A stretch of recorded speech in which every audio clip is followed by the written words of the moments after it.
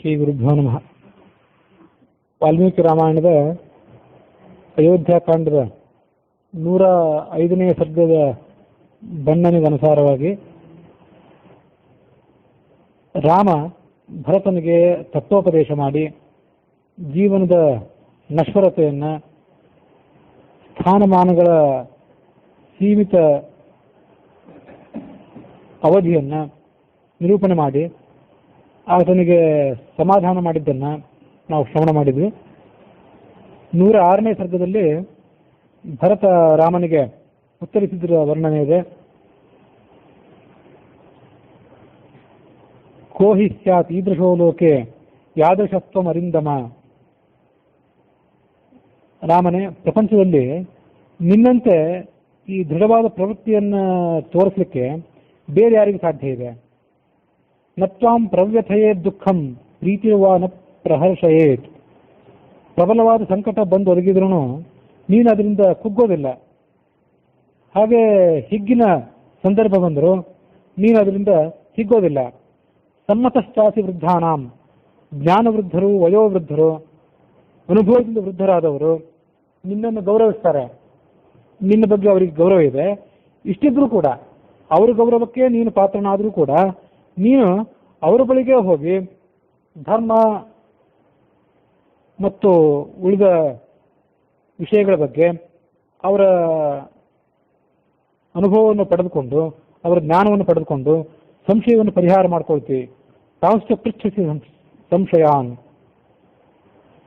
ಯಥಾ ಮೃತಸ್ತಥಾ ಜೀವನ್ ಯಥಾ ಸತಿ ತಥಾ ಸತಿ. ಯಸ್ಯೈಷ ಬುದ್ಧಿಲಾಭ ಸ್ಯಾತ್ ಪರಿತಪ್ಯೇನ ಕೇನ ಸಹ. ಈ ಜೀವಮಾನದಲ್ಲಿ ಮೃತನಾದವನಿಗೆ, ಸತ್ತು ಹೋದವನಿಗೆ ಹೆಂಡತಿ, ಮಕ್ಕಳು ಇದ್ಯಾವುದ್ರ ಸಂಬಂಧವೂ ಇರೋದಿಲ್ಲ.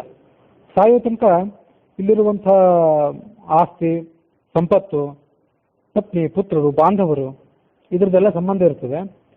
ಆದರೆ ಸತ್ತು ಹೋಗ್ಬಿಟ್ರೆ ಅವನಿಗೇನು ಸಂಬಂಧ ಇಲ್ಲ. ಎಲ್ಲವನ್ನೂ ಕಳ್ಕೊಂಡು ಹೊರಟು ಹೋಗ್ಬಿಡ್ತಾನೆ ಅವನು.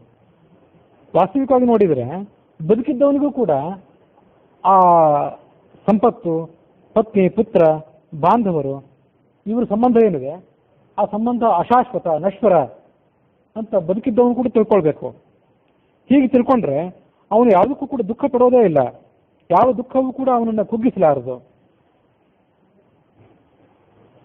ಯಾತಕ್ಕಾಗಿ ಅವನು ದುಃಖ ಪಡಬೇಕು? ಪರಾವರಜ್ಞೋ ಯಶ್ಚ ಸ್ಯಾತ್ ತಥಾತ್ವಂ ಮನುಜಾಧಿಪ. ನಿನ್ನಂತೆ ವಿವೇಕ ಇದ್ದವನು, ಯಾವುದು ನಶ್ವರ, ಯಾವುದು ಶಾಶ್ವತ ಅಂತ ವಿವೇಕ ಇದ್ದವನಿರ್ತಾನೆ, ಅವನಿಗೆ ಯಾವುದೇ ವ್ಯಸನ ಬಂದರೂ ಕೂಡ ಅವನು ವಿಷಾದ ಪಡೋದೇ ಇಲ್ಲ.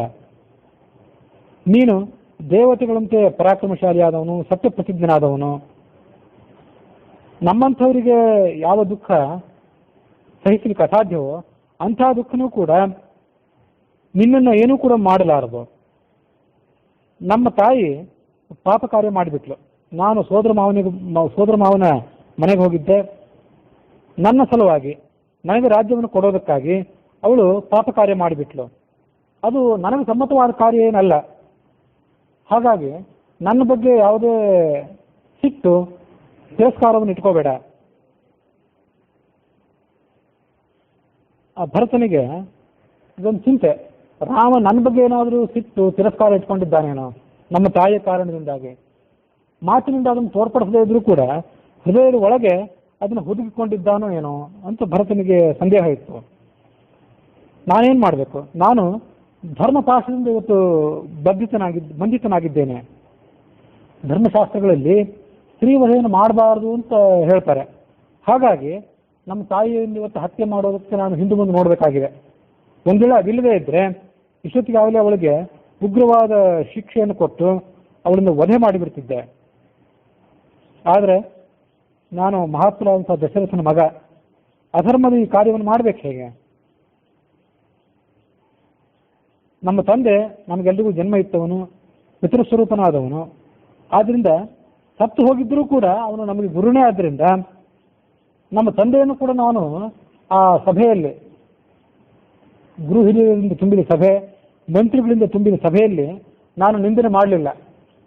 ನಮ್ಮ ತಂದೆ ನಿಂದಾರ್ಹವಾದ ಕೆಲಸ ಮಾಡಿದ್ರೂ ಕೂಡ ಅವನನ್ನು ನಾನು ನಿಂದನೆ ಮಾಡಲಿಲ್ಲ. ಯಾಕೆಂದರೆ ಅಂಥ ಧರ್ಮಾತ್ಮನೂ ಮಹಾತ್ಮನೂ ಆದಂಥವನು ಒಬ್ಬ ಪತ್ನಿಗೆ ಪ್ರೀತಿ ಮಾಡಲಿಕ್ಕಾಗಿ, ಒಬ್ಬ ಹೆಂಗಸಿಗೆ ಪ್ರೀತಿ ಮಾಡಲಿಕ್ಕಾಗಿ, ಅವಳ ಸಂತೋಷವನ್ನು ಈಡೇರಿಸಿಕೊಡ್ಲಿಕ್ಕಾಗಿ ಧರ್ಮಕ್ಕೂ ಸಂಬಂಧಪಟ್ಟದಂಥ, ಅರ್ಥಕ್ಕೂ ಸಂಬಂಧಪಟ್ಟದಂಥ ಇಂಥ ಹೀನ ಕಾರ್ಯವನ್ನು ಯಾರು ಮಾಡ್ತಾರೆ? ಅವನು ಮಾಡಬಾರ್ದಾಗಿತ್ತು. ಇದು ಅವನು ಮಾಡಿದ ಕೆಲಸ ಏನಿದೆ, ಇದು ಧರ್ಮಕ್ಕೂ ಹೀನ. ಧರ್ಮಶಾಸ್ತ್ರವೂ ಇದನ್ನು ಸಮ್ಮತಿಸಲಾರದು.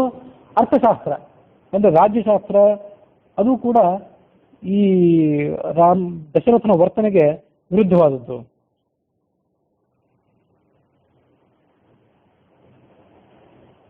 ಅವಸಾನ ಕಾಲದಲ್ಲಿ ಮನುಷ್ಯ ಮರಣ ಕಾಲವನ್ನು ಸಮೀಪಿಸಿದಾಗ ಅವನ ಬುದ್ಧಿ ವಿಪರೀತ ಆಗ್ತದೆ ಅಂತ ನಾವು ಕೇಳಿದ್ವಿ, ಅಂಥವ್ರನ್ನ ಯಾರು ನೋಡಿರಲಿಲ್ಲ. ಅದಕ್ಕೆ ಪ್ರತ್ಯಕ್ಷ ಉದಾಹರಣೆ ಅಂತಂದರೆ ನಮ್ಮ ತಂದೆಯೇ ಉದಾಹರಣೆ ಆಗಿಬಿಟ್ಟು ನಮಗೆ. ಅವಸಾನ ಕಾಲದಲ್ಲಿ ತಾನು ಮರಣಿಸುವಾಗ ಅವನ ಬುದ್ಧಿಯೆಲ್ಲ ಭ್ರಷ್ಟ ಆಗಿ ಹೋಯಿತು.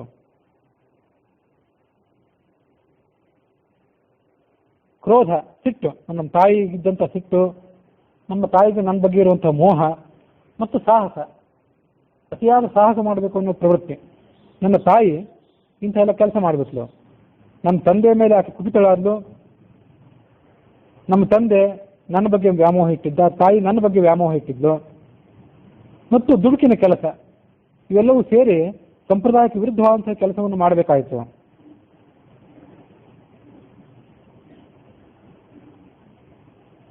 ಮಗ ಅಂತ ಯಾರನ್ನು ಹೇಳ್ತಾರೆ, ಅಪತ್ಯ ಅಥವಾ ಸತ್ಪುತ್ರ ಅಂತ ಯಾರನ್ನು ಹೇಳ್ತಾರೆ ಅಂತಂದ್ರೆ, ಯಾರು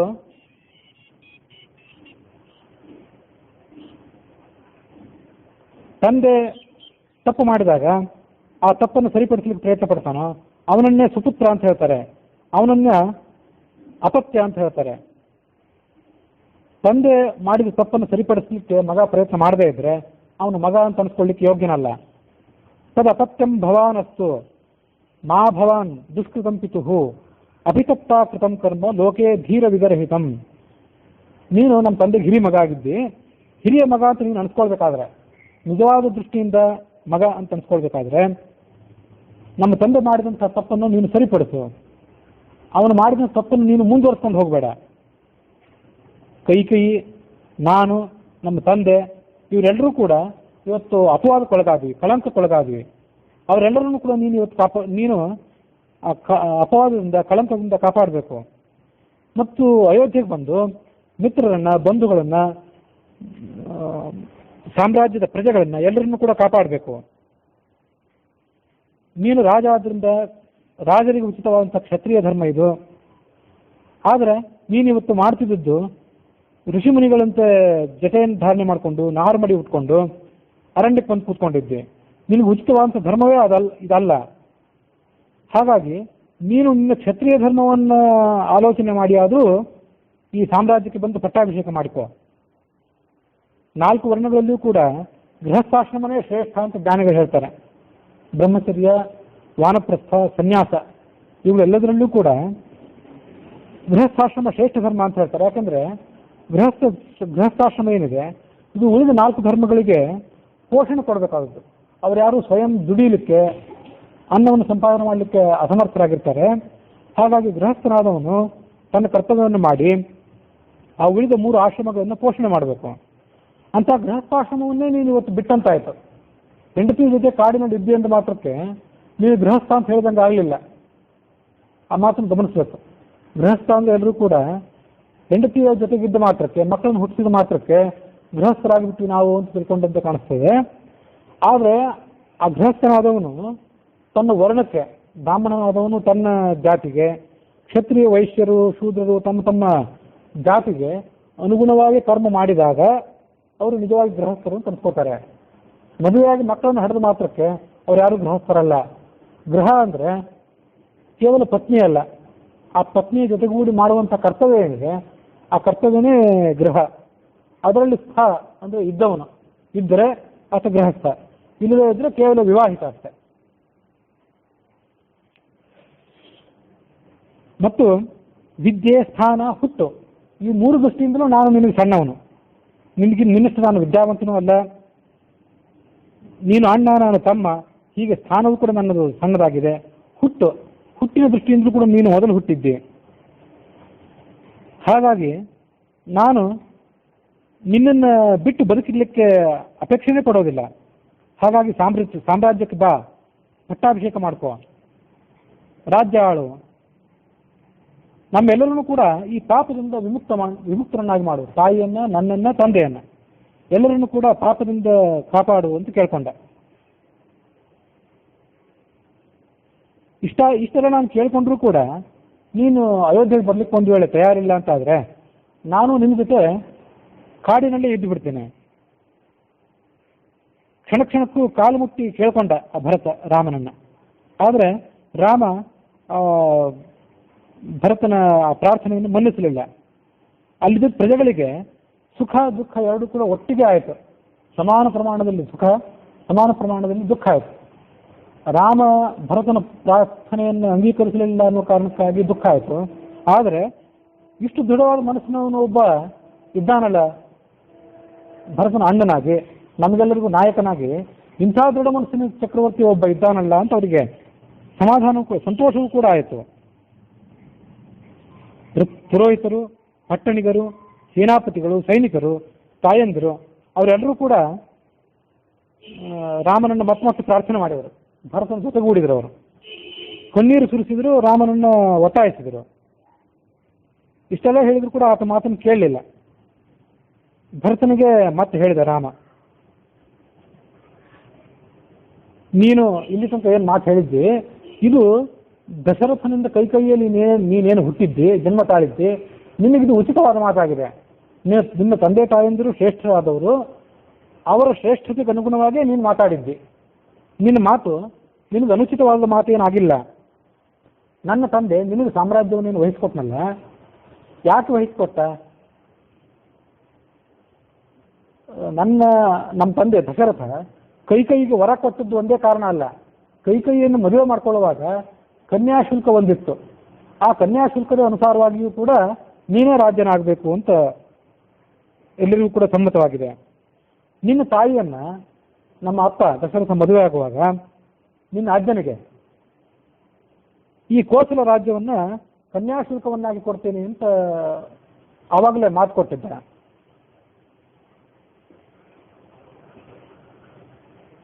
ಕನ್ಯಾಶುಲ್ಕವನ್ನು ಕೊಡೋದಂದ್ರೆ ಹೇಗೆ?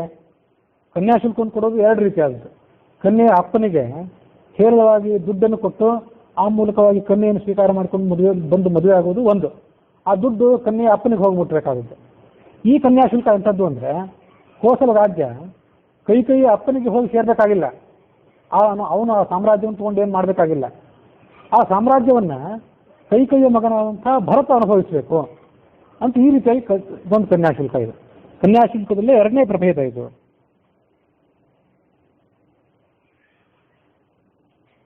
ಯಾಕೆ ಈ ಥರ ಕನ್ಯಾಶುಲ್ಕ ಮಾಡಬೇಕಾಯ್ತು ಅಂತಂದ್ರೆ, ಕೈಯನ್ನು ಮದುವೆ ಆಗೋ ಹೊತ್ತಿಗೆ ಕೌಸಲ್ಯನ್ನು ಕೂಡ ಮದುವೆ ಆಗಿದ್ದ ಈ ದಶರಥ. ಹಾಗಾಗಿ ಎರಡನೇ ಕನ್ಯೆಯನ್ನ ಆ ಕೈ ಅಪ್ಪ ಮದುವೆ ಮಾಡಿಕೊಡುವಾಗ, ನಾನೆಲ್ಲ ಕೊಡ್ತೇನೆ ಮದುವೆ ಮಾಡಿ, ಆದರೆ ನನ್ನ ಮಗಳಿಗೆ ಹುಟ್ಟಿದಂಥ ಮಗನಿಗೆ ಸಾಮ್ರಾಜ್ಯ ಆಗಬೇಕು, ಅದನ್ನು ನೀನು ಒಪ್ಪೋದಾದ್ರೆ ನಾನು ಮದುವೆ ಮಾಡಿಕೊಡ್ತೀನಿ ಅಂದಿದ್ದ ಅವರಪ್ಪ.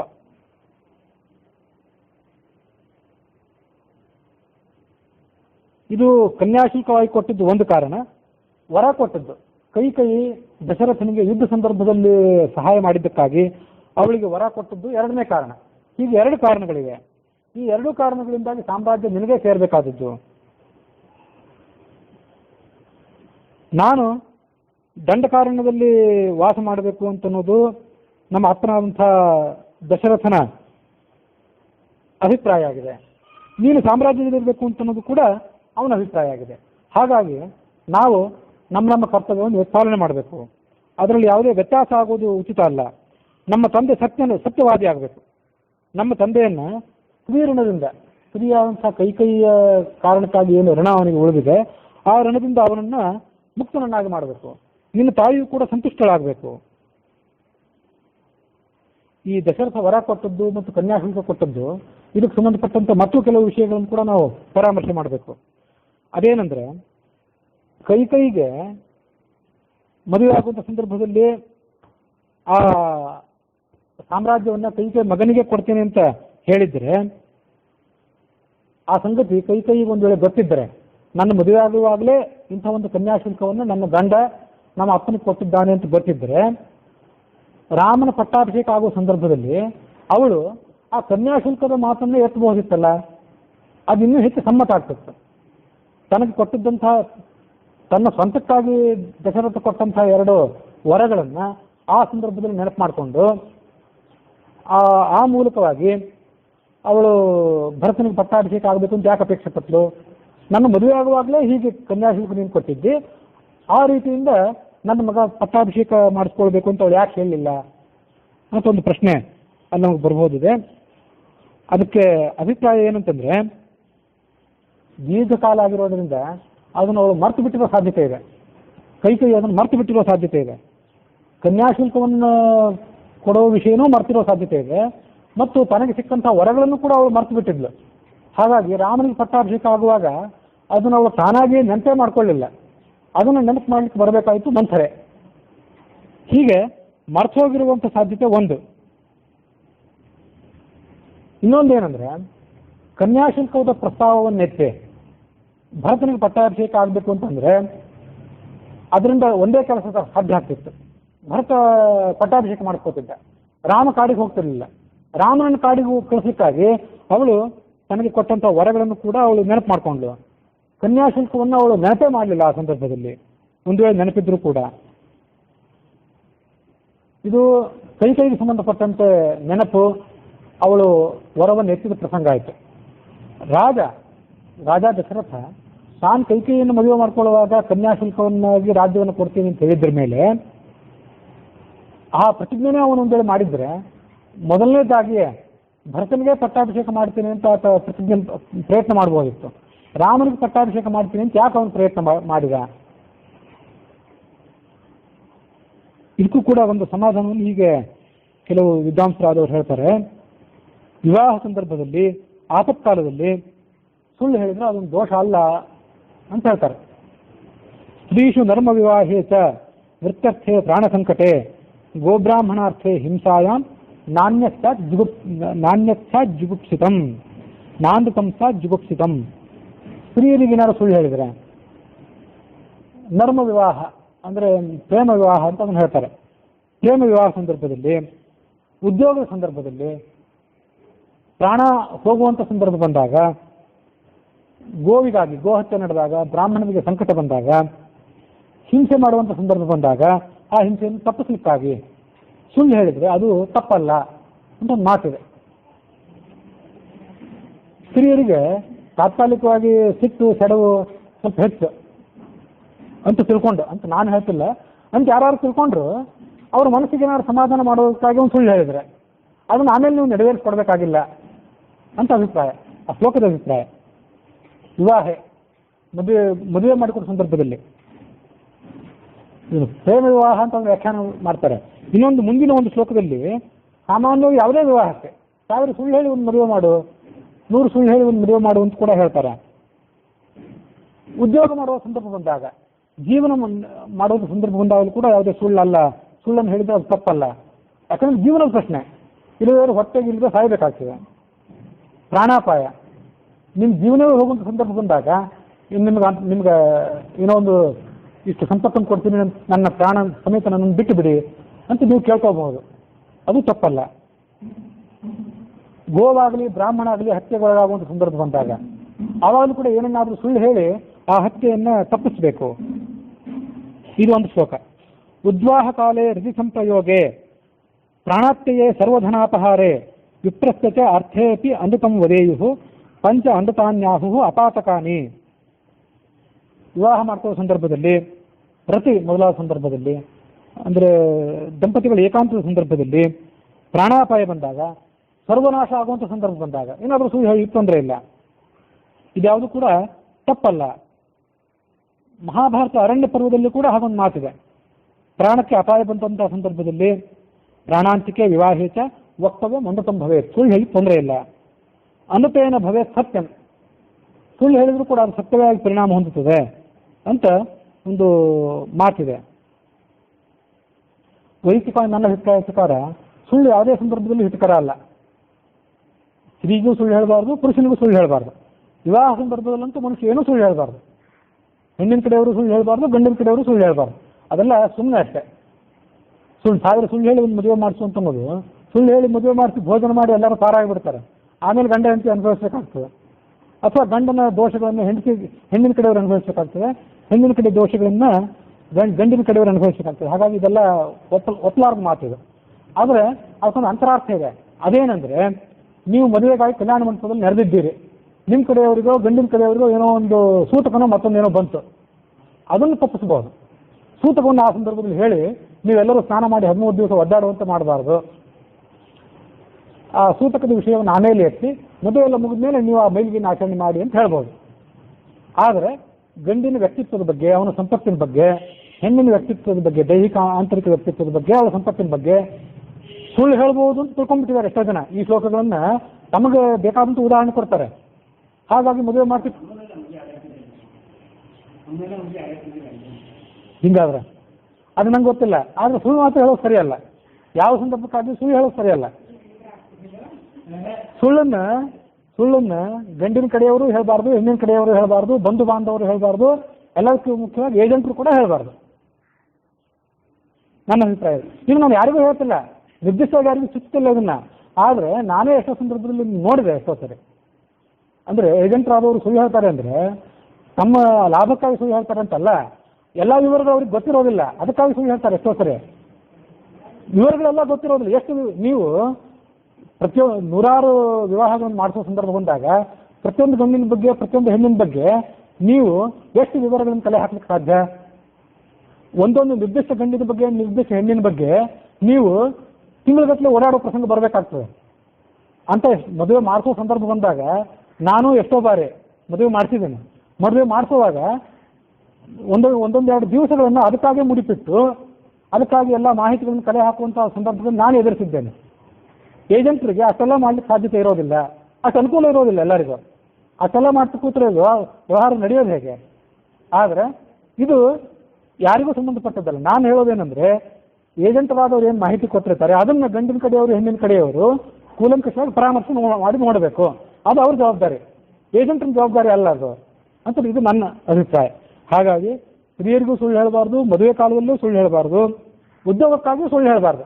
ಧರ್ಮ ಅಂದರೆ ಅದನ್ನು ಆಚರಣೆ ಮಾಡಲಿಕ್ಕಾಗೇ ಇರೋದು, ಅದು ಪುರಾಣ ಹೇಳಲಿಕ್ಕಾಗಿರೋದಲ್ಲ. ಪ್ರಾಣ ಹೋದ್ರೂ ತೊಂದರೆ ಇಲ್ಲ. ಇದೆಲ್ಲ ಜನಸಾಮಾನ್ಯರಿಗಾದವ್ರಿಗೆ ಇರೋದಿದು. ತೀರಾ ಸಾಮಾನ್ಯರಾದ ಮನುಷ್ಯರು, ಸಾಮಾನ್ಯರು, ಮಧ್ಯಮರು, ಉತ್ತಮರು ಅಂತ 3 ಜನ ಇರ್ತಾರೆ. ಧರ್ಮಕ್ಕಾಗಿ ನೀವು ಪ್ರಾಣ ಕೊಡೋ ಸಂದರ್ಭ ಬಂದರೆ ಕೊಟ್ಟರೂ ತೊಂದರೆ ಇಲ್ಲ. ಆ ಮೂಲಕವಾಗಿ ಧರ್ಮವನ್ನೇ ಆಚರಣೆ ಮಾಡಬೇಕೇ ಹೊರತು ಪ್ರಾಣಕ್ಕಾಗಿ, ಜೀವನಕ್ಕಾಗಿ ಸುಳ್ಳು ಹೇಳೋದು ಉಚಿತವಲ್ಲ. ಇದು ನನ್ನ ಅಭಿಪ್ರಾಯ. ಇನ್ನೊಬ್ಬರ ಸಲುವಾಗಿ ಸುಳ್ಳು ಹೇಳ್ಬೋದು. ಗೋವಿಗಾಗಿ ಮತ್ತೆ ಬ್ರಾಹ್ಮಣರಿಗಾಗಿ ಅವ್ರ ಪ್ರಾಣ ಉಳಿಸೋ ಸಲುವಾಗಿ ಸುಳ್ಳು ಹೇಳ್ಬೋದು. ಅದಕ್ಕೆ ತಕ್ಕಂತೆ ನೀವು ಬೇಕಾದ ಕಥೆಗಳನ್ನ ನೀವು ಕೇಳಿದ್ದೀರಿ. ಆ ಕಥೆಗಳಿಗೆ ಬೇರೆ ಬೇರೆ ಟ್ವಿಸ್ಟ್ ಕೊಡ್ಬೋದು, ತಿರುವು ಕೊಡ್ಬೋದು. ಅದಕ್ಕೆ ಅದನ್ನು ನಾನು ಕೂಡ ಹೇಳ್ತೀನಿ. ಈ ಕಥೆ ನೀವು ಕೇಳಿರ್ಲಿಕ್ಕಿಲ್ಲ. ಒಬ್ಬ ತಪಸ್ವಿ ತಪಸ್ ಮಾಡ್ತಿದ್ದ. ಅಲ್ಲಿ ಒಬ್ಬ ಬ್ರಾಹ್ಮಣನು ಮತ್ತೆ ಒಬ್ಬ ತಪ್ಪಿಸ್ಕೊಂಡು ಓಡಿ ಬಂದ. ಅವನನ್ನು ಕೆಲವು ಕಳ್ಳರು ಹಿಂಬಾಲಿಸ್ಕೊಂಡು ಬರ್ತಿದ್ರು. ಅವನೆಲ್ಲೋ ಬಚ್ಚಿಟ್ಕೊಂಡ ಓಡಿ ಬಂದವನು. ಆ ತಪಸ್ವಿಯ ಋಷಿಯ ಪರಿಸರದಲ್ಲಿ ಎಲ್ಲೋ ಬಚ್ಚಿಟ್ಕೊಂಡ. ಆ ಕಳ್ಳರು ಓಡಿ ಬಂದು ಎಲ್ಲಿದ್ದಾನೆ ಅವನು ಅಂತ ಕೇಳಿದ್ರು ಋಷಿಯನ್ನ. ಈ ಋಷಿ ನಾನೊಬ್ಬ ದೊಡ್ಡ ಸತ್ಯವಾದಿ ಅಂತ ಹೇಳಿ ಇಟ್ಕೊಂಡು ನನಗೆ ಸತ್ಯವನ್ನು ಆಡುವಂತಹ ಪುಣ್ಯ ಬರಬೇಕು ಅನ್ನೋ ಕಾರಣಕ್ಕಾಗಿ ಅವನು ಅಲ್ಲಿದ್ದಾನೆ ನೋಡಿ ಅಂತ ತೋರಿಸ್ಬಿಟ್ಟ. ತೋರಿಸಿದಾಗ ಕಳ್ಳರು ಅಲ್ಲಿ ಹೋಗಿ ಅವನನ್ನು ಕೊಂದು ಅವನ ಸಂಪತ್ತನ್ನೆಲ್ಲ ದೋಚ್ಕೊಂಡು ಹೋಗ್ಬಿಟ್ರು ಅಂತ ನೀವು ಕಥೆಯನ್ನು ಕೇಳಿದಿರಿ. ಆ ಋಷಿಗೆ ಮುಂದೆ ಪರಲೋಕಕ್ಕೆ ಹೋದಾಗ ಶಿಕ್ಷೆ ಆಯಿತು. ಯಾಕಂದ್ರೆ ನೀನು ಸತ್ಯ ಹೇಳಿದ್ರು ಕೂಡ ಆ ಸತ್ಯದಿಂದ ನೀನು ಹಿಂಸೆಯನ್ನು ಮಾಡಿದಂತಾಯಿತು. ಹಾಗಾಗಿ ನೀನು ಪಾಪವನ್ನು ಅನುಭವಿಸಬೇಕು.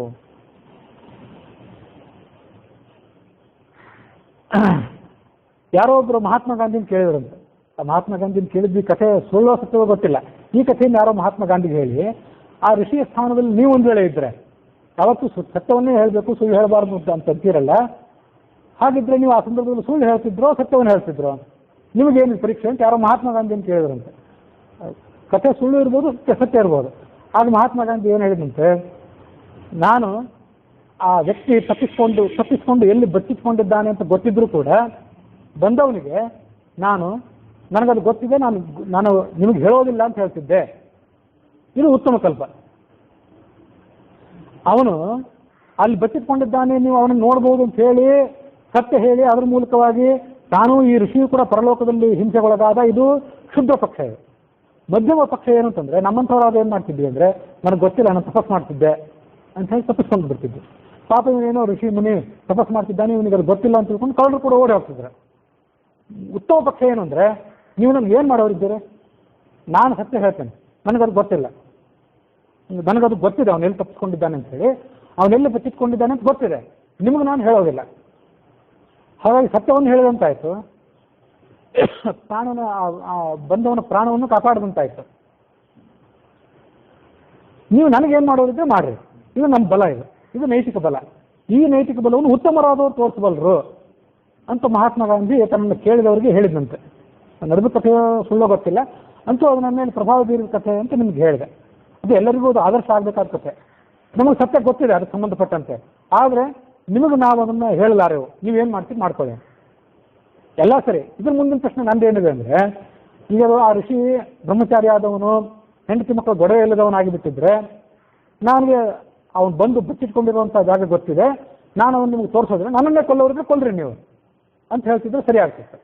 ಆ ವ್ಯಕ್ತಿ ತಪಸ್ ಮಾಡ್ತಿದ್ದ ವ್ಯಕ್ತಿ ಒಂದು ವೇಳೆ ಗೃಹಸ್ಥನಾಗಿದ್ದರೆ, ತನ್ನ ಒಂದು ಮಾತಿನಿಂದ ತನ್ನ ಹೆಂಡತಿ ಮಕ್ಕಳಿಗೆ ಒಂದು ವೇಳೆ ಸಮಸ್ಯೆ ಬರೋದಾಗಿದ್ದರೆ,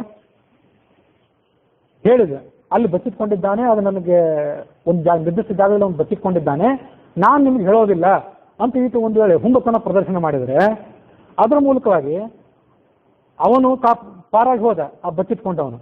ಆದರೆ ನೀನು ಹೇಳೋದಿಲ್ಲ ಅಂತ ಸಿಟ್ಟು ಮಾಡಿಕೊಂಡು ಕಳ್ಳರಾದವರು, ಕೊಲೆಗಡಕರಾದವರು ಇವನನ್ನೇ ಕೊಂದು ಹಾಕಿದರೆ, ಇವನ ಹೆಂಡತಿ ಮಕ್ಕಳಿಗೆ ಇವನನ್ನು ಆಶ್ರಯ ಮಾಡಿಕೊಂಡು ಬದುಕುವವರಿಗೆ ತೊಂದರೆ ಬಂದರೆ ಅದು ಪಾಪ ಅಲ್ಲ. ಆವಾಗ ಏನು ಮಾಡಬೇಕು? ಪಾಪಕ್ಕಿಂತ ಹೆಚ್ಚಾಗಿ ಇದು ಪ್ರಾಯೋಗಿಕವೇ ಅಂತ ಪ್ರಶ್ನೆ. ಇಂಥವ್ರನ್ನ ನಿಮ್ಮನ್ನು ಮದುವೆ ಯಾಕಾಗಬೇಕು? ಯಾರು ನಿಮ್ಮನ್ನು ಯಾಕೆ ಮದುವೆ ಆಗಿರ್ತಾರೆ? ನಿಮ್ಮನ್ನ ತಂದೆ ಅಂತ ಅವ್ರು ಯಾಕೆ ಅವಲಂಬಿಸ್ಕೊಂಡು ಬಂದಿರ್ತಾರೆ? ಗಂಡ ಅಂತ ಯಾಕೆ ನಿಮ್ಮನ್ನು ಹೆಂಡತಿ ಅವಲಂಬಿಸ್ಕೊಂಡು ಬಂದಿರ್ತಾರೆ? ನೀವು ರಕ್ಷಣೆ ಕೊಡ್ತೀರಿ ಅಂತೇಳಿ ಒಂದು ಆ ಸಂದರ್ಭದಲ್ಲಿ ಒಂದು ಸುಳ್ಳು ಹೇಳಿದರೆ ಅವನ ಪ್ರಾಣವೂ ಉಳಿತು, ನಿಮ್ಮ ಪ್ರಾಣವೂ ಉಳಿಯಿತು. ಸುಳ್ಳು ನೀವು ಹೇಳಿದ್ದು ಯಾರಿಗೆ? ಪುಣ್ಯಾತ್ಮರಾದವ್ರಿಗೆ ಸುಳ್ಳು ಹೇಳಿಲ್ಲ ನೀವು. ಅಲ್ಲಿ ಬಂದವರು ಕೊಲೆಗಡಕರು, ಅವರೇ ದುಷ್ಟರು, ಅವ್ರಿಗೆ ನೀವು ಯಾಕೆ ಸುಳ್ಳು ಹೇಳಬೇಕು? ಅಥವಾ ಅವರಿಗೆ ಸತ್ಯ ಯಾಕೆ ಹೇಳಬೇಕು? ನೀವು ಸುಳ್ಳು ಹೇಳಿದ್ರಿಂದ ಅವ್ರಿಗೊಂದು ಅನುಕೂಲ ಏನಾಗ್ತಿದ್ದಿಲ್ಲಲ್ಲ. ಸುಳ್ಳನ್ನು ಯಾವಾಗ ಹೇಳಬೇಕು ಅಂದರೆ, ಒಂದು ಯಾವುದಾದ್ರೂ ಮೌಲ್ಯವನ್ನು ಎತ್ತಿ ಹಿಡಿಯೋದಾಗಿದ್ದರೆ ಆಗ ನೀವು ಸುಳ್ಳು ಹೇಳಬೇಕು. ಇಲ್ಲಿ ಬಂದಂಥ ಕೊಲೆಗಡಕರಿಗೆ ಏನು ಉಪಯೋಗ ಆಗ್ತಿತ್ತು ಸತ್ಯವನ್ನು ಹೇಳಿದ್ರಿಂದ? ಅವ್ರಿಗೇನು ಉಪಯೋಗ ಇಲ್ಲ ಅದರಿಂದ. ಹಾಗಾಗಿ ಈ ಸಂದರ್ಭದಲ್ಲಿ ಸತ್ಯವನ್ನು ಯಾಕೆ ಹೇಳಬೇಕು ಅಂತ ಅನ್ನೋದು ಈ ಕಥೆಯ ಮೇಲೆ ಮತ್ತೊಂದು ಪ್ರಶ್ನೆ. ಅದು ನೀವು ವಿವಾಹಿತರಾಗಿದ್ದಾಗ, ನಿಮಗೊಂದು ಜವಾಬ್ದಾರಿ ಇದ್ದಾಗ, ನೀವು ಸತ್ಯವನ್ನು ಹೇಳ್ತೀನಿ ಅಂತ ಹುಂಬತನ ಪ್ರದರ್ಶನ ಮಾಡಿ ನಿಮಗೆ ನೀವೇ ಆಪತ್ತು ಹೊಂದಿಕೊಂಡ್ರೆ ಪಾಪ ಬರ್ತದೋ ಪುಣ್ಯ ಬರ್ತದೋ ಅದು ಮುಂದಿನ ಪ್ರಶ್ನೆ. ನೀವು ಇದು ಪ್ರಾಯೋಗಿಕವೇ? ನೀವು ಈ ಜೀವಮಾನದಲ್ಲಿ ಹೆಂಡತಿ ಮಕ್ಕಳನ್ನು ಕಟ್ಕೊಂಡು ಬದುಕಲಿಕ್ಕೆ ಯೋಗ್ಯರೇ ಅಂತ ಪ್ರಶ್ನೆ ಇದೆ. ಇದಕ್ಕೆ ನನ್ನ ಕಡೆನೂ ಏನು ಉತ್ತರ ಇಲ್ಲ, ಯಾಕಂದರೆ ನಾನು ಅವಿವಾಹಿತನೇ. ಅಂದರೆ ಮನುಷ್ಯ ಬದುಕಬೇಕಾದಾಗ, ಮೌಲ್ಯಗಳನ್ನು ಆಚರಣೆಗೆ ತರಬೇಕಾದಾಗ ಅವನು ಯಾವ ಥರ ಆಚರಣೆಗೆ ತರಬೇಕು ಅಂತಲೂ ಕೊನೆಗೂ ಅವನವನಿಗೆ ಬಿಟ್ಟದ್ದು.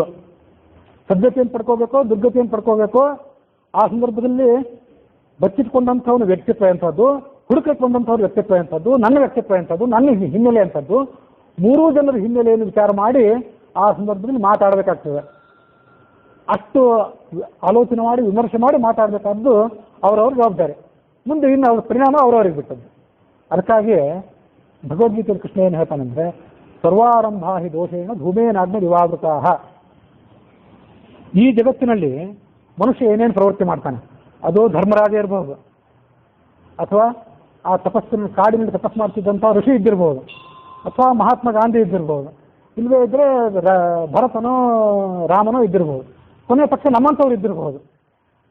ಇವರೆಲ್ಲರೂ ಕೂಡ ನಾವು ಮಾಡುವಂಥ ಪ್ರವೃತ್ತಿಗಳೇನಿವೆ ಇವು ಧೂಮೇನು ಅಗ್ನಿ ವಿವಾವೃತಾಃ. ಬೆಂಕಿಯನ್ನು ನೀವು ಹಚ್ಚಿದರೆ ಅಲ್ಲಿ ಹೊಗೆ ಹೇಗೆ ನಿಸ್ಸಂಶಯವಾಗಿ ಹೊರಡ್ತದೆ, ಹೊಗೆ ಹುಟ್ಟದಂತೆ ನೀವು ಬೆಂಕಿಯನ್ನು ತಯಾರು ಮಾಡಲಿಕ್ಕೆ ಸಾಧ್ಯವೇ ಇಲ್ಲ. ಹಾಗೆ ಮನುಷ್ಯನಾದವನು ಮಾಡುವ ಪ್ರವೃತ್ತಿ ಎಲ್ಲವೂ ಕೂಡ ಒಂದಲ್ಲ ಒಂದು ದೋಷಗಳಿಂದ ಕೂಡಿದ್ದೇ ಆಗಿರ್ತದೆ. ಅದು ರಾಮನೇ ಆಗಲಿ, ಭರತನೇ ಆಗಲಿ, ನಾವಾಗಲಿ, ನೀವಾಗಲಿ, ಮಹಾತ್ಮ ಗಾಂಧಿ ಆಗಲಿ, ಮತ್ತೊಬ್ಬನೇ ಆಗಲಿ, ತಪಸ್ವಿ ಆಗಲಿ, ಯಾರು ಈ ಪ್ರವೃತ್ತಿಯನ್ನು ಮಾಡಿದ್ರು ಕೂಡ ಅಲ್ಲಿ ದೋಷ ಇದ್ದೇ ಇರ್ತದೆ ಅಂತ ಅರ್ಥ. ಆದರೆ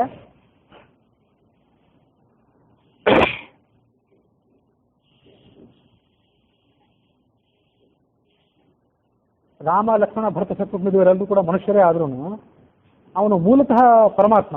ಹಾಗಾಗಿ ಅವನು ಏನೇ ಪ್ರವೃತ್ತಿ ಮಾಡಿದ್ರು ಅದು ಅವನಿಗೆ ತಪ್ಪಲಿಲ್ಲ, ಅದರ ಲೇಪ ಅವನಿಗಿಲ್ಲ. ಅದೇ ಧರ್ಮರಾಜನಿಗೆ ಅದರ ಲೇಪ ತಟ್ಟಿತ್ತು. ಸಾಮ್ರಾಜ್ಯಕ್ಕಾಗಿ ಅವನು ಅಶ್ವತ್ಥಾಮ ಅನ್ನುವಂಥ ಆನೆಯನ್ನು ಕೊಂದ ಬಳಿಕ ಅಶ್ವತ್ಥಾಮ ಹತಃ ಕುಂಜರಹ ಅಂತ ಹೇಳಿದೆ. ಅದನ್ನು ಹಿಂದೊಂದ್ಸರಿ ಹೇಳಿದ್ದೇನೆ, ಮತ್ತೊಂದ್ಸರಿ ಈ ಸಂದರ್ಭದಲ್ಲಿ ಹೇಳೋದು ಉಚಿತ ಅಂತ ನಾನು ಹೇಳಿದೆ. ಅಶ್ವತ್ಥಾಮ ಹತಃ ಕುಂಜರಹ, ಅಶ್ವತ್ಥಾಮ ಅನ್ನುವ ಆನೆ ಸತ್ತಿತು ಅಂತ ಧರ್ಮರಾಜ ಹೇಳಿದ, ಕೃಷ್ಣನ ಪ್ರೇರೇಪಣೆಯಿಂದ ಹೇಳಿದ. ಹೇಳುವಾಗ ಭೀಮ ಜೋರಾಗಿ ಶಂಖವನ್ನು ಊದಿದ.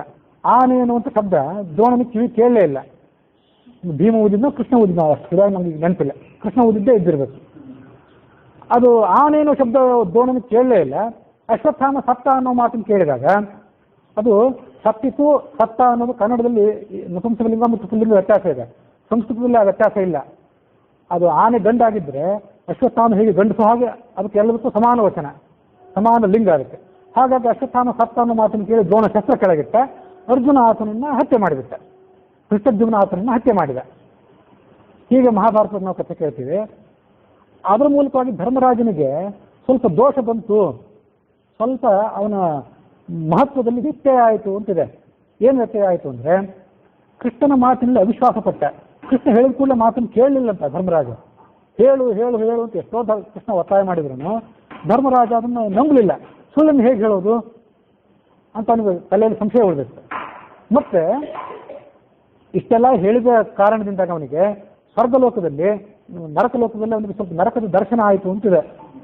ಆಮೇಲೆ ಸ್ವರ್ಗ ಪ್ರಾಪ್ತಿ ಆಯಿತು, ಮೊದಲು ನರಕದ ಆ ದುಃಖದ ದರ್ಶನ ಅವನಿಗೆ ಆಯಿತು ಅಂತಿದೆ. ಅದರ ಅಂತರಾರ್ಥವನ್ನು ಬೇರೆ ಬೇರೆ ರೀತಿಯಾಗಿ ವರ್ಣನೆ ಮಾಡ್ತೀವಿ, ಅದು ಇರಲಿ. ಏನೋ ಎಲ್ಲಕ್ಕಿಂತ ಹೆಚ್ಚಾಗಿ ಪ್ರತ್ಯಕ್ಷವಾಗಿ ಏನಾಯ್ತು ಅಂದರೆ, ಅವನು ನಿಂತು ಕೂತ್ಕೊಂಡ ರಥ ಭೂಮಿಯ ಮೇಲೆ ಯಾವತ್ತೂ ಕೂಡ ಎದ್ದು ನಿಂತಿರ್ತಕ್ಕಂತೆ. ಅದು ಅವನ ರಥದ ಮಹತ್ವ. ಧರ್ಮರಾಜನಾದವನು ಮಹಾಪುಣ್ಯಾತ್ಮನಾದವನಾದ್ರಿಂದ ಭೂಸ್ಪರ್ಶನೇ ಅವನಿಗಿಲ್ಲ, ಅಷ್ಟು ಮಹತ್ವ ಅವನ ರಥಕ್ಕೆ. ಆದರೆ ಆ ಕಾರ್ಯ ಮಾಡಿದ್ರಿಂದಾಗ ರಥ ಕೂಡಲೇ ಕೆಳಗಿಳಿತು ಅಂತಿದೆ ಮಹಾಭಾರತದಲ್ಲಿ. ನರಕದ ದರ್ಶನ ಯಾಕೆ ಆಯಿತು ಅನ್ನೋದಕ್ಕೆ ನಾವು ಏನಾದ್ರು ಬೇರೆ ಕಾರಣ ಹೇಳ್ಬೋದು. ಆದರೆ ರಥ ಮೇಲಿದ್ದದ್ದು ಕೆಳಗಿಳಿತಲ್ಲ, ಇದು ಯಾಕೆ ಏನಂದ್ರೆ, ಅವನು ಕೂಡ ಮನುಷ್ಯನಾಗಿ ಹುಟ್ಟಿ ಬಂದವನು. ಅವನು ರಾಜ್ಯಕ್ಕಾಗಿ ಆ ಕೆಲಸ ಮಾಡಿದ, ಸಾಮ್ರಾಜ್ಯವನ್ನು ಪಡ್ಕೊಳ್ಬೇಕು ಅಂತ ಕೆಲಸ ಮಾಡಿದ್ನಲ್ಲ. ಸರ್ವಾರಂಭ ಮನುಷ್ಯ ಮಾಡುವ ಪ್ರತಿಯೊಂದು ಕೆಲಸವೂ ಕೂಡ ಒಂದಲ್ಲ ಒಂದು ದೋಷದ ಲೇಪದಿಂದ ಕೂಡಿರುತ್ತದೆ. ಸ್ವಯಂ ರಾಮಕೃಷ್ಣರು ಮನುಷ್ಯರಾಗಿ ಜನ್ಮ ತಾಳಿದಾಗ ಮಾತ್ರ ಅವರಿಗೆ ದೋಷದ ಲೇಪ ಇಲ್ಲ. ಉಳಿದವರೆಲ್ಲರೂ ಕೂಡ ಅಥವಾ ಪರಶುಕ್ತ ಪ್ರೇಯರು, ರಾಮ, ಲಕ್ಷ್ಮೀದೇವಿ, ಮುಖ್ಯ ಪ್ರಾಣ ಇಂಥವ್ರನ್ನ ಹೊರತುಪಡಿಸಿದರೆ, ಉಳಿದವರು ಪರಶುಕ್ತ ಪ್ರೇಯರು ಇವರನ್ನು ಹೊರತುಪಡಿಸಿದರೆ ಉಳಿದವರು ಮಾಡುವಂಥ ಪ್ರತಿಯೊಂದು ಕೆಲಸವೂ ಕೂಡ ಒಂದಲ್ಲ ಒಂದು ಪಾಪದ ಲೇಪದಿಂದ ಒಳಗೊಂಡಿದ್ದೇ ಇರ್ತದೆ. ಅದನ್ನು ಮೀರಿ ಅವರು ಕೆಲಸ ಮಾಡಲಿಕ್ಕೆ ಸಾಧ್ಯವೇ ಇಲ್ಲ. ಅದಕ್ಕೆ ನಾನೂ ಹೊರತಲ್ಲ, ಮಹಾತ್ಮ ಗಾಂಧಿಯೂ ಹೊರತಲ್ಲ. ಕುಂಬತನ ಮಾಡಿದರೆ ನಿಮ್ಮ ಹೆಂಡತಿ ಮಕ್ಕಳು ನೀವೇ ಕಳ್ಕೊಳ್ಳುವಂತಾದರೆ ಅದರಿಂದ ಏನು ಸತ್ಯ ಹೇಳಿ ಏನು ಸಾಧನೆ ಮಾಡುವಂತಾಯಿತು? ಹಾಗಾಗಿ ನಾವು ಯಾರೂ ಕೂಡ ಆ ಸುಳ್ಳು ಸತ್ಯಗಳನ್ನು ಎಷ್ಟೇ ಕಠೋರವಾಗಿ ಪಾಲನೆ ಮಾಡಿದ್ರು ಆ ದೋಷಗಳನ್ನು ತಪ್ಪಿಸ್ಕೊಳ್ಳಾರೆವು. ಶಾಸ್ತ್ರವನ್ನು ಎಷ್ಟೇ ವಿಮರ್ಶೆ ಮಾಡಿದ್ರು, ಏನು ಪುರಾಣ ಹೇಳಿದ್ರು, ಅದು ಎಷ್ಟೇ ಕಟ್ಟುನಿಟ್ಟಾಗಿ ಆಚರಣೆ ಮಾಡ್ತೀನಿ ಅಂತ ಇಟ್ಕೊಂಡ್ರು, ಸತ್ಯಕ್ಕಾಗಿ ನೀವು ಪ್ರಾಣನೇ ಕೊಡ್ಲಿಕ್ಕೆ ತಯಾರಿದ್ರು ನಿಮಗೆ ದೋಷ ತಪ್ಪಿದ್ದಲ್ಲ. ಇದು ನಮಗೆ ಸಂಬಂಧಪಟ್ಟಿದ್ದು ಅಂತ ಅರ್ಥ ಮಾಡ್ಕೋಬೇಕು.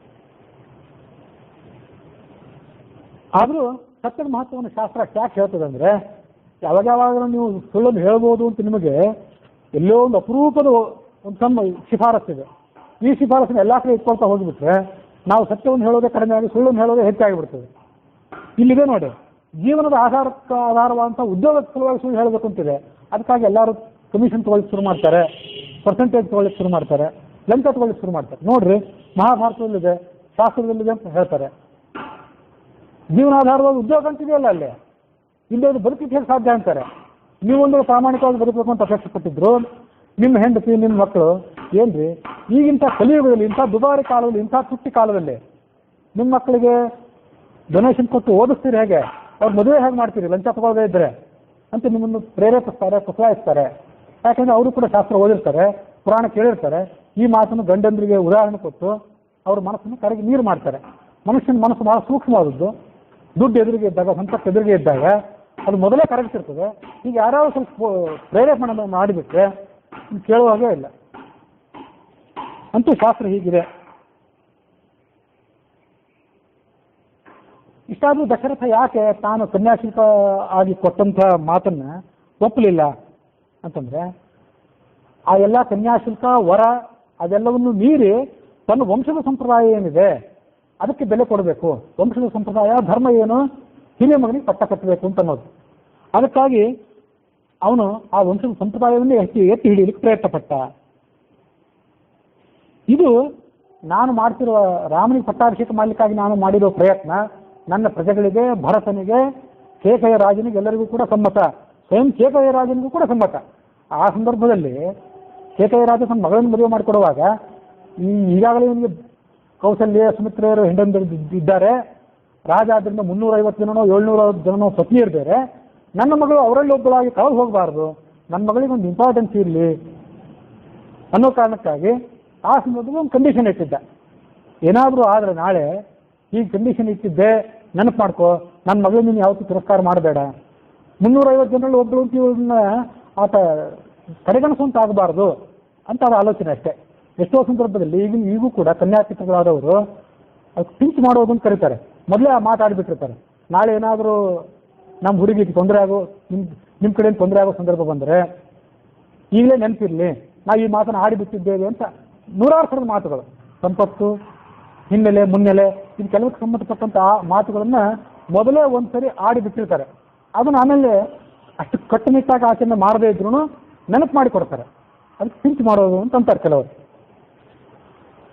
ಹೀಗೆ ಇಷ್ಟೆಲ್ಲ ಇದ್ರೂ ಕೂಡ ವಂಶದ ಸಂಪ್ರದಾಯ ಎತ್ತಿ ಹಿಡಬೇಕು ಅಂತ ರಾಮನಿಗೆ ಪಟ್ಟಾಭಿಷೇಕ ಮಾಡಲಿಕ್ಕೆ ಪ್ರಯತ್ನ ಪಟ್ಟ. ಅದ್ರ ದುರ್ದೈವ ಏನಂದ್ರೆ ಅವನು ಅದನ್ನು ಉಳಿಸ್ಕೊಳ್ಳಿಲ್ಲ. ಎಷ್ಟೇ ಒತ್ತಡ ಬಂದ್ರು, ಕೈಯಿಂದ ಎಷ್ಟೇ ಒತ್ತಡ ಬಂದ್ರು ಆ ಕೈಯನ್ನು ಪರಿತ್ಯಾಗ ಮಾಡ್ಲಿಕ್ಕೆ ಅವ್ನು ತಯಾರಿರ್ಬೇಕಾಗಿತ್ತು. ನಿಮ್ಗೆ ವಿಚ್ಛೇದನ ಕೊಡ್ತೀನಿ, ಹೊರಟೋಗು ಅಂತ ಅನ್ಬೇಕಾಗಿತ್ತು ಅವಳಿಗೆ. ರಾಮನಿಗೆ ಪಟ್ಟಾಭಿಷೇಕ ಮಾಡ್ತೀನಿ, ಇದೇ ವಂಶದ ಸಂಪ್ರದಾಯ, ಇದೇ ಧರ್ಮ. ನಿನಗೆ ಕೊಟ್ಟ ಕನ್ಯಾಶುಲ್ಕ, ನಿನಗೆ ಕೊಟ್ಟಂತ ವರ ನನಗೆ ಯಾವುದೂ ಮುಖ್ಯ ಅಲ್ಲ. ಅದೆಲ್ಲಕ್ಕಿಂತ ಹೆಚ್ಚಾಗಿ ನಾನು ಸುಳ್ಳುಗಾರ ಆದರೂ ತೊಂದರೆ ಇಲ್ಲ. ದಶರಥ ತಾನು ಕೈ ಕೊಟ್ಟ ವರಗಳನ್ನ ಮುರಿದ, ತನ್ನ ಮಾವನಿಗೆ ತಾನು ಕೊಟ್ಟ ಕನ್ಯಾಶುಲ್ಕವನ್ನು ಮರೆತ ಅಂತ ಅಪಖ್ಯಾತಿಗೆ ಒಳಗಾದರೂ ತೊಂದರೆ ಇಲ್ಲ. ರಾಜ್ಯ ಯಾರಿಗೆ ಸೇರಬೇಕೋ ಅವರಿಗೆ ಸೇರಬೇಕು.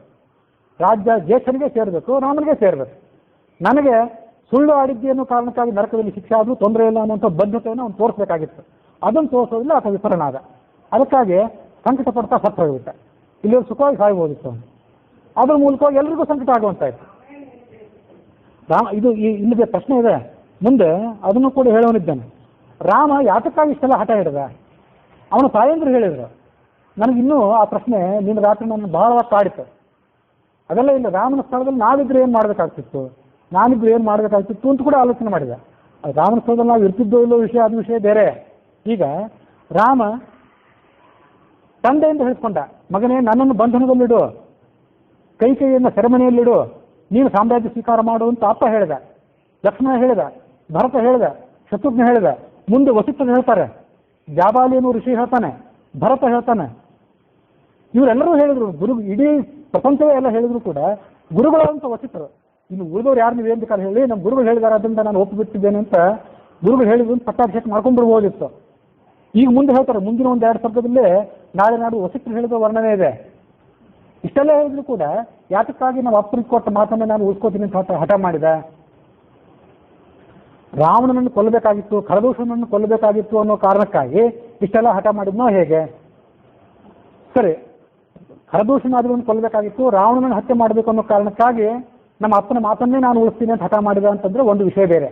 ಒಂದು ವೇಳೆ ಆತ ಅರಣ್ಯದಲ್ಲಿ ಮಾಡಬೇಕಾದಂಥ ಮಹಾಕಾರ್ಯ ಏನೂ ಇಲ್ಲ ಅಂತ ಆಗಿದ್ರೆ ರಾವಣಾದಿಗಳನ್ನು ಕೊಲ್ಲಬೇಕಾಗಿರಲಿಲ್ಲ, ಶೂರ್ಪಣಖಿಗೆ ಬುದ್ಧಿ ಹೇಳಬೇಕಾಗಿರಲಿಲ್ಲ, ಖರದೂಷಣಾದಿಗಳನ್ನು ಕೊಲ್ಲಬೇಕಾಗಿರಲಿಲ್ಲ. 14 ವರ್ಷಗಳನ್ನ ಸುಮ್ಮನೆ ವಿಹಾರ ಮಾಡಿ, ಸೀತೆಯ ಜೊತೆಗೆ ವಿಹಾರ ಮಾಡಿ ಮಧುಚಂದ್ರ ಮುಗಿಸಿ ಬಂದಂತೆ ಸಾಮ್ರಾಜ್ಯ ತಿರುಗಿ ಬರೋದಾಗಿದ್ರೆ, ಮರಳಿ ಬರೋದಾಗಿದ್ರೆ, ಸರ್ವಜ್ಞ ಆದ್ರಿಂದ ಮುಂದೆ ರಾವಣಾದಿಗಳನ್ನು ಕೊಲ್ಲಬೇಕು ಅಂತ ಗೊತ್ತಿದೆ. ಒಂದು ವೇಳೆ ಕೊಲ್ಲೋ ಪ್ರಸಂಗವೇ ಇಲ್ಲ ಅಂತ ಗೊತ್ತಿದ್ರೆ ಆವಾಗ ಆತ ಏನು ಮಾಡ್ತಿದ್ದ? ಅದನ್ನು ಕೂಡ ನಾನು ಬಹಳ ತೀವ್ರವಾಗಿ ಆಲೋಚನೆಗೆ ಒಳಪಡಿಸಿದೆ. ಮತ್ತೆ ಸ್ವಯಂ ನಾನು ಕೂಡ ಆಲೋಚನೆ ಮಾಡಿದೆ, ನಾವೇನು ಮಾಡಬೇಕಾಗಿತ್ತು?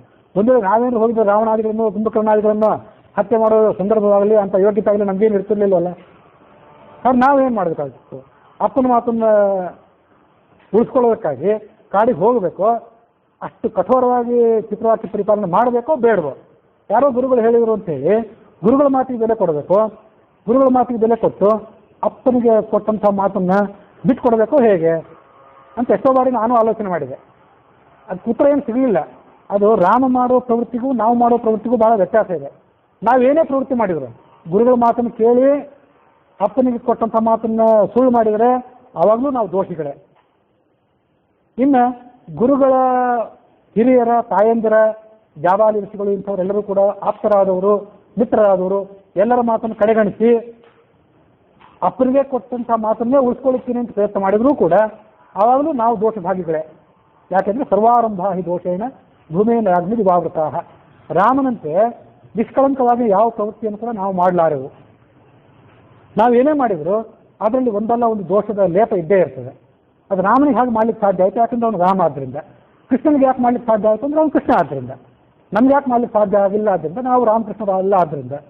ನಾವೇನು ಮಾಡಿದ್ರು ಕುಂಭಕರ್ಣಾದಿಗಳು ಹತ್ಯೆ ಮಾಡೋ ರಾವಣ ಕುಂಭಕರ್ಣಾದಿಗಳು ಹತ್ಯೆ ಮಾಡುವಂಥ ಸಂದರ್ಭ ನಮ್ಮ ಎದುರಿಗಿಲ್ಲದೇ ಇದ್ರು ಪಿತೃವಾಕ್ಯ ಪರಿಪಾಲನೆ ಮಾಡ್ತೀವಿ ಅಂತ ಇಟ್ಕೊಂಡ್ರು, ಗುರುವಾಜ್ಞೆ ಪರಿಪಾಲನೆ ಮಾಡ್ತೀವಿ ಅಂತ ಇಟ್ಕೊಂಡ್ರು, ಏನು ಮಾಡಿದ್ರು ನಮಗೆ ಯಾವ ದೋಷವೂ ಕೂಡ ತಪ್ಪಿದ್ದಲ್ಲ. ಎಲ್ಲಿಯವರೆಗೆ ಅಂದರೆ ನಾವು ಈ ಸತ್ವದ ಸಮೋಗುಣ ರೂಪವಂಥ ಈ ಶರೀರದಲ್ಲಿ ಎಲ್ಲಿ ತನಕ ಬಂಧಿತರಾಗಿದ್ದೇವೆ. ಸತ್ವಂ ರಜಸ್ತಮ ಇದು ಗುಣ ಪ್ರಕೃತಿ ಸಂಭವ ನಿಬದ್ಧಂತಿ ಮಹಾಬಾಹೋ ದೇಹೇ ದೇಹಿನ ಹೋಗೇಯಂ ಅಂತ ಭಗವದ್ಗೀತೆ. ಸತ್ವ ರಜಸ್ಸು ತಮಸ್ಸು ಅನ್ನುವ ಗುಣಗಳು ಈ ಶರೀರದಲ್ಲಿ ಮನುಷ್ಯನನ್ನು ಕಟ್ಟಿ ಹಾಕಿವೆ. ಅವು ಹೆಂಡತಿ ಮಕ್ಕಳು ಬಂಧು ಬಾಂಧವರು ಮಿತ್ರರು ಆಸ್ತಿ ಪಾಸ್ತಿ ಇತ್ಯಾದಿ ರೂಪದಲ್ಲಿ ನಾನಾ ರೂಪದಿಂದ ಸತ್ವರಜಸ್ತಮ ಗುಣಗಳು ಅನ್ನೋ 3 ಗುಣಗಳು ನಾನಾ ರೂಪವನ್ನು ತಾಳಿ ನಿಮ್ಮನ್ನು ಸೆರೆ ಹಿಡಿದಿಟ್ಟಿವೆ. ಹಾಗಾಗಿ ಅನಿಚ್ಛನ್ನತಿ ವಾಸನೀಯ ಬಲಾಧಿಪ ನಿಯೋಜಿತ. ನಿಮಗೆ ಇಚ್ಛೆ ಇಲ್ಲದೇ ಇದ್ದು ಕೂಡ ನೀವು ಪಾಪ ಮಾಡ್ತೀರಿ. ಅರ್ಜುನ ಕೇಳಿದ ಕೃಷ್ಣನನ್ನ, ಅತಕೇನ ಪ್ರಯುಕ್ತೋಯಂ ಪಾಪಂ ಚರತಿ ಪುರುಷಃ ಅನಿಚ್ಛನ್ನತಿ ವಾಸನೀಯ ಬಲಾಧಿಪ ನಿಯೋಜಿತ. ಕೃಷ್ಣನೇ, ನಮಗೆ ಪಾಪ ಮಾಡಬೇಕು ಅಂತ ಅಪೇಕ್ಷೆ ಇರೋದೇ ಇಲ್ಲ, ಪಾಪ ಮಾಡಲೇಬಾರ್ದು ಅಂತ ದೃಢವಾಗಿ ಪ್ರತಿಜ್ಞೆ ಮಾಡಿರ್ತೇವೆ. ಅಷ್ಟಿದ್ರೂ ಕೂಡ ನಾವು ಪಾಪ ಯಾಕೆ ಮಾಡ್ತೇವೆ?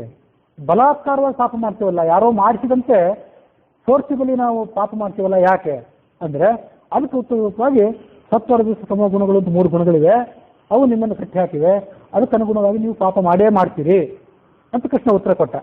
ನೀವು ಗುರುವಾಜ್ಞೆ ಪರಿಪಾಲನೆ ಮಾಡಿದ್ರು, ನೀವು ಪಿತೃವಾಕ್ಯ ಪರಿಪಾಲನೆ ಮಾಡಿದ್ರು, ನೀವು ಬ್ರಹ್ಮಚಾರಿಗಳಾಗಿದ್ರು, ನೀವು ಗೃಹಸ್ಥರಾದರು, ನೀವು ವಾನಪ್ರಸ್ಥಾಶ್ರಮಕ್ಕೆ ಹೋದ್ರು, ಏನೂ ಬೇಡ ಅಂತ ಸನ್ಯಾಸಿ ಆಗ್ತೀನಿ ಅಂತ ಹೋದ್ರು ನಮ್ಮಂಥವರಿಗೆ ದೋಷಗಳು ಇದ್ದದ್ದೇ. ಆ ದೋಷಗಳನ್ನು ನಾವು ತಪ್ಪಿಸ್ಕೊಳ್ಳಾರೆವು. ಅದಕ್ಕಾಗಿ ಜ್ಞಾನಾಗ್ನಿ ಸರ್ವಕರ್ಮಾಣಿ ಭಸ್ಮಸಾತ್ ಕೃತ ಅರ್ಜುನ ಅಂತ ಭಗವದ್ಗೀತೆಯಲ್ಲಿ ಏನು ಹೇಳಿದೆ, ಆ ದೋಷಗಳನ್ನು ತಪ್ಪಿಸ್ಕೊಳ್ಬೇಕು ಹೇಗೆ? ಅತ್ಯುತ್ಕೃಷ್ಟವಾಗಿ ಧರ್ಮಾಚರಣೆ ಮಾಡ್ತೀವಿ ಅಂತ ನೀವು ಭ್ರಮಿಸಿದ್ರೆ ಆ ಧರ್ಮವನ್ನು 100% ಸರಿಯಾಗಿ ಮಾಡಲಿಕ್ಕೆ ನಮಗೆ ಸಾಧ್ಯವೇ ಇಲ್ಲ. ನಮಗೆ ಸಾಧ್ಯ ಇರೋದು ಏನು ಅಂದರೆ ಪರಮಾತ್ಮನ ತತ್ವಜ್ಞಾನವನ್ನು ಪಡ್ಕೊಂಡು ಆ ಮೂಲಕವಾಗಿ ನಮ್ಮ ಕರ್ಮ ಬಂಧನಗಳೇನಿವೆ, ನಮ್ಮ ಪಾಪಗಳೇನಿವೆ, ಇವುಗಳನ್ನು ಸುಟ್ಟು ಹಾಕಿಕೊಳ್ಳಿಕ್ಕೆ ನಮಗೆ ಸಾಧ್ಯ ಇದೆ. ಆವಾಗಲೇ ಅದು ಸಾಧ್ಯ. ನಾವು ಈ ಜಗತ್ತಿನಲ್ಲಿ ಪಾಪ ಮಾಡೋದನ್ನು ಯಾವಾಗ ಪೂರ್ಣವಾಗಿ ಬಿಡ್ಲಿಕ್ಕೆ ಸಾಧ್ಯ ಅಂದರೆ ಪರಮಾತ್ಮನ ಜ್ಞಾನವಾದಾಗಲೇ ಅದು ಸಾಧ್ಯ. ಅದು ಹೊರತು ಕರ್ಮವನ್ನು ಅತ್ಯಂತ ಶುದ್ಧಾಂಗವಾಗಿ ಆಚರಣೆ ಮಾಡ್ತೀವಿ, ಪ್ರತಿಶತ 100ರಷ್ಟು ಸರಿಯಾಗಿ ನಾವು ಅದನ್ನು ಆಚರಣೆ ಮಾಡ್ತೀವಿ ಅಂತ ಪ್ರಯತ್ನ ಮಾಡಿದರೆ ಅದು ಸಾಧ್ಯವೇ ಇಲ್ಲ. ಅದಕ್ಕಾಗಿಯೇ ಕರ್ಮದ ಪಾರಮ್ಯವನ್ನು ಹೇಳುವಂಥ ಎಷ್ಟೋ ಸಿದ್ಧಾಂತಗಳಿವೆ, ಮೀಮಾಂಸಕ ಮೊದಲಾದ ಸಿದ್ಧಾಂತಗಳಿವೆ ನಮ್ಮ ಭಾರತೀಯ ಸಂಪ್ರದಾಯದಲ್ಲಿ. ಕರ್ಮದ ಆಚರಣೆಯಿಂದಲೇ ಮೋಕ್ಷ, ಭಗವಂತನು ಕೂಡ ಬೇಕಾಗಿಲ್ಲ ಅಂತ ಅವ್ರು ಹೇಳ್ತಾರೆ. ಅದು ಯಾಕೆ ತಪ್ಪು ಅಂತಂದರೆ ಕರ್ಮದ ಆಚರಣೆಯನ್ನು ನೀವು 100% ಸರಿಯಾಗಿ ಮಾಡಲಿಕ್ಕೆ ಸಾಧ್ಯವೇ ಇಲ್ಲ. ಭಗವಂತನ ಭಕ್ತಿಯನ್ನು ನಿಷ್ಕಲ್ಮಶವಾದ ಮನಸ್ಸಿನಿಂದ ಮಾಡಲಿಕ್ಕೆ ಸಾಧ್ಯ ಇದೆ. ಭಗವಂತನ ಜ್ಞಾನವನ್ನು ನಿಮ್ಮ ಯೋಗ್ಯತೆಗೆ ಅನುಗುಣವಾಗಿ ನೀವು ಪಡ್ಕೊಳ್ಳಿಕ್ಕೆ ಸಾಧ್ಯ ಇದೆ. ಆ ಮೂಲಕವಾಗಿ ನಿಮ್ಮ ವ್ಯಕ್ತಿತ್ವವನ್ನು ನೀವು ತುಂಬಿಕೊಂಡು ಪಾಪವನ್ನು ಮಾಡೋದನ್ನು ಪೂರ್ಣವಾಗಿ ಬಿಡ್ಲಿಕ್ಕೆ ಸಾಧ್ಯ ಇದೆ ಹೊರತು ಯಜ್ಞ ಯಾಗ ಯಾವ ಕರ್ಮಗಳನ್ನು ಕೂಡ ಮೀಮಾಂಸಕರು ಹೇಳ್ತಾರೆ, ಯಜ್ಞವನ್ನು ಹಾಗೆ ಮಾಡಬೇಕು, ಹೀಗೆ ಮಾಡಬೇಕು, ಇಷ್ಟು ದಕ್ಷಿಣೆ ಕೊಡಬೇಕು, ಇಷ್ಟೆಲ್ಲ ಅಂಗಗಳನ್ನು ಮಾಡಬೇಕು ಅಂತ ಅದರ ಸಲುವಾಗಿ ಶಾಸ್ತ್ರಗಳನ್ನು ಬರೆದಿಟ್ಟಿದ್ದಾರೆ. ಅವು ಯಾವ ಕರ್ಮಗಳನ್ನು ಕೂಡ ನೀವು ಪೂರ್ಣವಾಗಿ ಮಾಡಲಿಕ್ಕೆ ಸಾಧ್ಯವೇ ಇಲ್ಲ. ಮಾಡ್ತೀನಿ ಅಂತ ನೀವು ಭ್ರಮಿಸಿದ್ದರೆ ಅದು ಭ್ರಮೆ. ಭಕ್ತಿ ಜ್ಞಾನಗಳನ್ನು ಮಾತ್ರ ನಮ್ಮ ಪೂರ್ಣವಾಗಿ ಅಂದರೆ ನಮ್ಮ ಯೋಗ್ಯತೆ ಅನುಸಾರವಾಗಿ ನಾವು ಸಂಪಾದನೆ ಮಾಡ್ಕೋಬೋದೇ ಹೊರತು ಉಳಿದಿದ್ದೆಲ್ಲ ಭ್ರಮೆ. ಅದಕ್ಕಾಗಿಯೇ ಆ ಕರ್ಮದ ಪಾರಮ್ಯವನ್ನು ಬೋಧನೆ ಮಾಡುವ ಸಿದ್ಧಾಂತ ಏನಿದೆ ಅದೆಲ್ಲ ಜೊಳ್ಳು. ಭಗವಂತನ ಪಾರಮ್ಯವನ್ನು ಪ್ರತಿಪಾದನೆ ಮಾಡುವ ಸಿದ್ಧಾಂತಗಳೇನಿದೆ ಆ ಸಿದ್ಧಾಂತಗಳಿಗೆ ನಾವು ನಮ್ಮ ನಿಷ್ಠೆಯನ್ನು ತೋರ್ಪಡಿಸಿ ಆ ಮೂಲಕ ಕರ್ಮದ ಬಂಧನದಿಂದ ಪಾಪದಿಂದ ಬಂಧನದಿಂದ ನಮ್ಮನ್ನು ನಾವು ಬಿಡುಗಡೆ ಮಾಡಿಕೊಳ್ಬೇಕು ಅನ್ನುವಲ್ಲಿಗೆ ಇವತ್ತಿನ ಕಥೆ ಮುಕ್ತಾಯ ಆಗಿದೆ.